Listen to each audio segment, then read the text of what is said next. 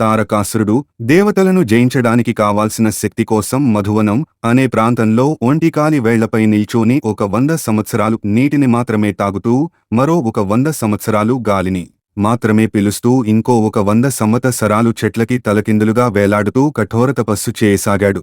ఆ తపస్సుకి మెచ్చిన బ్రహ్మదేవుడు ప్రత్యక్షమై ఏం వరం కావాలో కోరుకోమన్నాడు. అప్పుడు తారకాసురుడు నాకు 2 వరాలు కావాలి. ఒకటి, మీ ద్వారా సృష్టించబడిన ఏదైనా నాకంటే తక్కువ కలిగినదై ఉండాలి. రెండవది, నా చావు శివుడి కుమారుడి చేతిలో మాత్రమే ఉండాలని కోరుకున్నాడు. ఎందుకంటే శివుడు ధ్యానంలో ఉన్నాడు కాబట్టి తనకి కుమారులు పుట్టడం అసాధ్యమని తారకాసురుడు ఆ వరాలను అడిగాడు. బ్రహ్మ ఆ వరాలను ఇస్తాడు. అంతటా తారకాసురుడు రాక్షసులందరికీ రాజై దేవతలను పీడించసాగాడు. అప్పుడు దేవతలందరూ విష్ణుమూర్తి సలహాతో చనిపోయిన సతీదేవిని తిరిగి పునర్జన్మించవలసిందిగా ప్రార్థిస్తారు. అప్పుడు సతీదేవి పర్వతరాజైన హిమవంతుడు మేనక దంపతులకు పార్వతీదేవిగా జన్మిస్తుంది.